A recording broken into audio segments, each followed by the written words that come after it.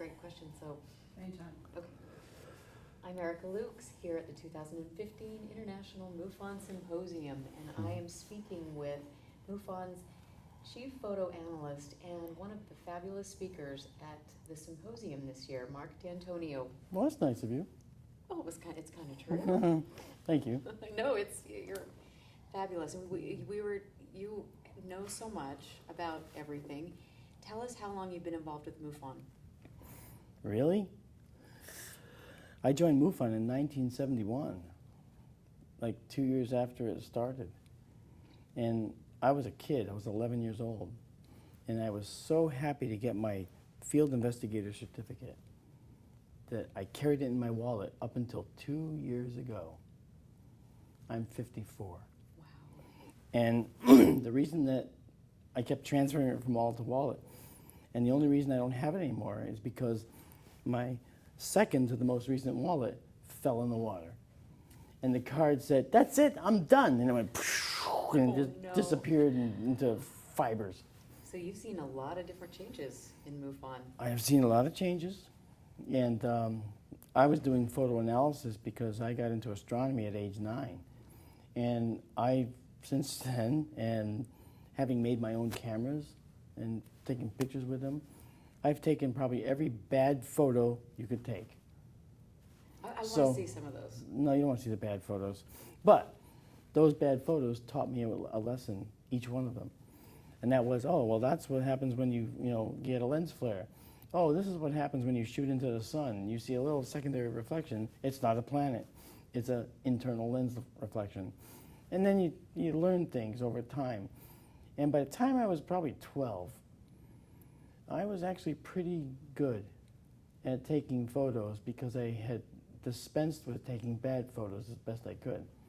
Now, I was using Instamatic cameras hooked up to a telescope, but that didn't work because you can't control the shutter speed.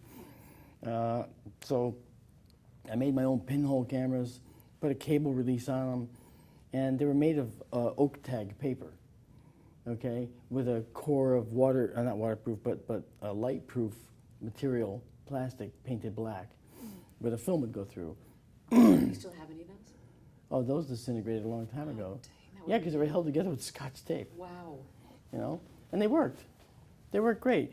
But, well, I say they worked great, but they also took pretty bad pictures, and that's part of the reason that I've taken almost all the bad pictures one can take. Well, that's good though. Yeah. Especially with your job. Well, yeah. Taking bad pictures was helpful for me. So anyway, time went on. In 2008, there was a Lake Tahoe drone case. And I looked at the case and I said, oh, I recognize that as computer-generated stuff because I was doing CG, work, computer-generated artwork. And I recognized CG work when I saw it. And that's the silver object, the strange. Yeah, with all the little weird, line, fibers and things on it. And I said, I started doing what I do now.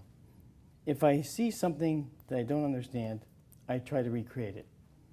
If I can recreate it easily and with an eye on how easy it would be for someone else to do, then it's possible that that object isn't real.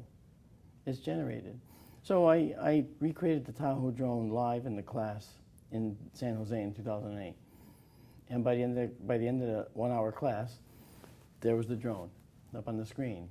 And I said, I don't know for sure if this is how this was made, but I do know that it's not real. And I got questions like, well, how do you know it's not real? This guy swears. I go, well, people always swear. And they're always, many times they lie. I said, I'm sorry, the guy's a liar. And I'm willing to call people what they are. I said, you see a drone in the sky. He took a picture, and the sun is just out of the frame. He doesn't know how cameras work. If he did, he would know that when he took a picture of a dark object, you wouldn't see all the detail in the dark object. It would get silhouetted against a much brighter sky. And it wasn't silhouetted. In fact, the lighting was even across the bottom. And that was the first clue. The second clue was to look in the shadows. The shadows were made of donuts. Donuts, not the kind you eat, but little donut-looking things. And I recognize that as, well, he didn't have enough samples when he did what's called global illumination or radiosity type rendering. And so by not having enough samples, you get that donut appearance. And I recreated that. And if I used more samples, it took 10 times as long to render. And then I saw what would happen. Wow. I said, these guys wanted to rush this thing out, and they didn't pay attention to the time it would take, and they just decided to go for quick and dirty. They could have been more convincing if they had just paid attention to just a couple of the physical world's rules. Isn't that interesting? I mean, I remember, in fact, I was, I just got back from Lake Tahoe, and I was looking at different photographs of UFOs in Tahoe, and I came across that one again. And even to my untrained eye, compared to yours especially, I could tell that there was something not right with that photo. Yes. I mean, it was You're very apparent. Yeah. And they were trying to be convincing because they showed it behind telephone pole wires. Oh, well, that makes it real. Not. So, it's an old trick. Interesting. Yeah. Well, that's what makes you so valuable. But what, in all of your years, I mean, my gosh, with MUFON, what cases have you seen that have come in that have been really cases that you would say life-changing? I mean, what? I haven't seen any life-changing cases. I've got other life-changing stuff that's happened. Well, all right. Maybe it's not life-changing. But I will say this.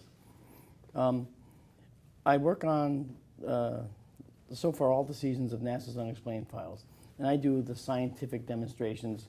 I recreate scenes to try and illustrate how things happen. So on that show in particular, in recreating some of the methodologies for what I think could have happened, in cases that I've never even heard of, it's been very illuminating for me to discover that I could use a particular light and a particular model in a certain way to give the appearance that something looks a certain way when it really doesn't look that way. This is so confusing. Let me give you a specific example. The hoax theorists like to say we never landed on the moon. And they use the example of the shadows going every which way. And they say that this is proof that there was studio lights all around. They said, look, the backside of the lunar module is illuminated. You can see it when it's in shadow. You wouldn't see that, they say. And I looked at that and I said, wow, they fell for they don't understand physics. So I recreated the moon surface in like a 4x8 sheet. I made it an undulating surface. And this was for season 2 of NASA's Unexplained Files. And I created this moon surface, and I created the lunar module model, put an astronaut next to it, and up in the foreground put a bigger astronaut. It was a forced perspective thing, so we could, look like the perspective was, far away when we had limited space. And from down low, with a single light far away in my studio shop, aiming at that set, it looked like the shadows were going every which way. But when you raise the camera up, look down at it from the top, without changing anything, they were all parallel. It illustrated it perfectly. Wow. Yeah. And that was a perfect way to show it. I would just love to hang out with you for a day. I think just follow you around and see your studio and see how you recreate things. That's just amazing. And it's, you've got such an inventive mind. You're always working. And speaking of UFOTOG, yeah, let's talk about your project. And well, it's a project, not just my project. It's a project with Douglas Trumbull, who is a legendary filmmaker, Academy Award winner. He's worked on Close Encounters of the Third Kind, Blade Runner. Everybody's seen one or two of those movies, of his movies. And he's a very talented guy. And I met Doug 5 years ago. I did an NPR show on UFOs. And as I was walking out, the host said, I have to have you on the show with Doug Trumbull next time. And I went, what? I've admired that guy for years. I grew up on his movies. And this guy said, well, he's actually a very good UFO hunter. And I was like, really? And he goes, yeah. I got home and I wrote Doug an email. And it felt relatively short. And he responded with 2 pages of email talking to me about this, that, and UFOs and what he wants to do. And he invited me up to the studio. And I was like this, Doug Trumbull wants to see me? And I was nervous, I was shaking, And so I drove up to the studio like this, got there safely. And I walked in and started talking to him, and he immediately set me at ease. Okay, and we became very good friends, and we've been that way ever since. And you saw the set of Blade Runner. Oh, he has pieces of the set there. Oh, I'm a little jealous of that, I have to say. Well, remember, he worked on 2001: A Space Odyssey, too. Oh. And he did the movie Silent Running with Bruce Dern, with the little Huey, Dewey, and Louie robots. Okay, that was his movie. Andromeda Strain was his movie. Okay, all these big thrillers. Okay, and for thrill rides, he did the Back to the Future ride at Universal. I rode that thing 6 times in a row because there were no people on it. It was Halloween night, and it was a crew-only night. And I got invited to go, and so there was no lines. Usually, it's a 20-minute wait just to get back, into the end of the line, because there's turnstiles and turnstiles. It's the most successful ride of its nature in history.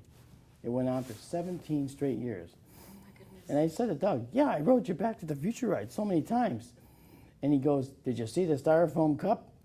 I knew exactly what he was talking about. Yes, I saw the styrofoam cup that was accidentally left, where the dinosaur comes out and you see a cup in the little hovel of the rock. I saw that.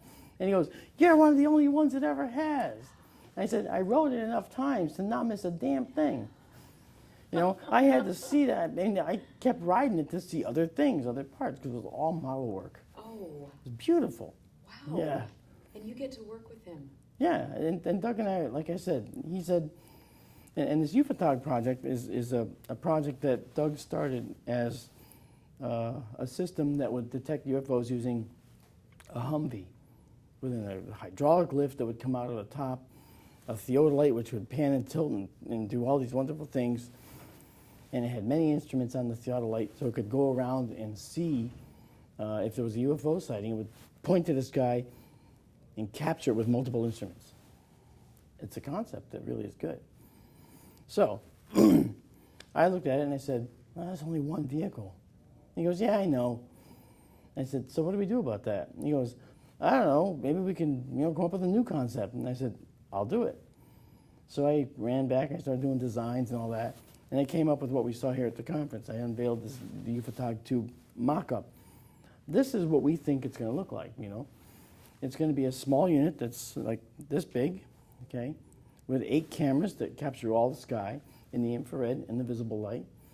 It'll have an ultraviolet sensors on it, magnetic anomaly detectors, gamma ray detector, EMF detector, magnetometer. Those are all simple to do. And when it sees something, it's going to send a message to my smartphone or Doug's smartphone or whoever's on the list, and that is an easy part. That already works.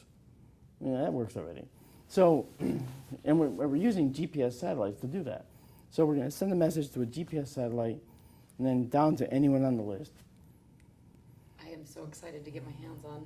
Yeah, I know you want. I know you want one. Utah, come on. But the concept also includes, the people that will be on the list, for instance, will be people in your state. If you have a set, or just one. We like to now. We want to set them up in groups of 3, in an equilateral triangle, so that we can have triangulation between them, maybe a mile between each one. That's great. That makes sense. And put it on a pole that's at least 8 feet high, so that we can still access it easily enough, but so we won't have a coyote peeing on it. Right. It's like, so it was comforting. Yeah, that's a scene. Seeing that. Wow. We don't want a coyote doing that. So we have a lot of concerns. There's still weather issues and all that stuff. And safety concerns, I'm sure that's... Yeah, and there'll be attrition too. There'll be poles that fall down, people that'll knock the poles down, maybe. So there's a lot of concerns. But the nice thing is, these units are going to be doing their thing all day, all night. And there'll be silent sentinels sitting out there in the desert watching the skies. I am so excited. And you're brilliant. Well, I'm working with a bunch of brilliant people. So I can't take all the credit. I'm just a mouthpiece. Oh, I don't Yeah. know about that. You're so inventive and intuitive, and you have lots of gifts, and I think this is going to be hugely successful for you. Thank you. I mean, I do think outside the box. You do, and that's important. And how, speaking of outside the box, how can we use that outside of the box thinking to make real changes in the field of ufology and with MUFON? I know the answer. Would you like to hear it? The answer is simple. It really is simple. We give the media something they can't argue with. Now, what is that something? If you give them a video of a UFO flying through a field of view, they'll argue with that. They'll say, it's a hoax, it's this, it's that. But if you give them scientific data taken by, say, like one of our units, where you have, oh, here's a visible light image of this streak of light in the sky. And by the way, it made a 90-degree turn, as you can see in the captured footage. And when it made that 90-degree turn, that corresponds to this gamma ray emission right here, because we're going to listen for gamma rays too. And at the same time, we noticed a spike in the infrared signature, and the magnetometer went off the scale. The news media can't ignore that. They can't ignore the scientific data. And that's how we're going to make the change, by making sure the media understands that we're gathering real data. Because right now they have nutcases with cell phone cameras. Do you think, though, I mean, because I've been researching and talking to different people from all over the world, and I'm finding that we do have places where there is amazing data. So how, with MUFON, how do we begin to really incorporate some of that data and work with other maybe organizations or people that have access to all the data? Well, that's a good question, because when we started looking around at organizations that are doing this kind of thing, we found a few university programs and things like that. Excuse me. But what we didn't find was funding for those programs anywhere. They were all doing it on their own. When we mentioned UFOTOG, and I started previewing it around the country and telling them what we're doing, we had universities crawling out of the woodwork to say they want to support us and work with us. Okay, universities in New Mexico and Arizona, they actually said, whatever you want, let us know. Colorado, okay, they said, we want to help, and, we'll help in any way we can.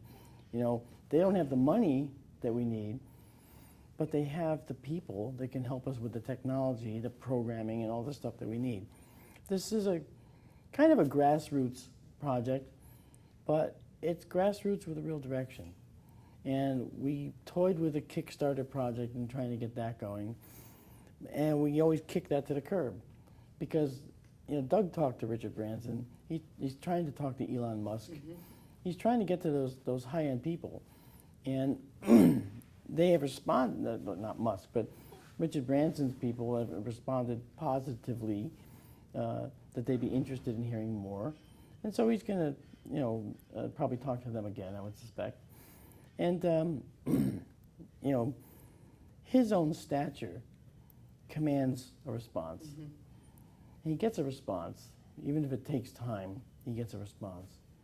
And so we're going to try and get people that are doing this now to join with us, and people that are interested in supporting us to join with us, technology partners.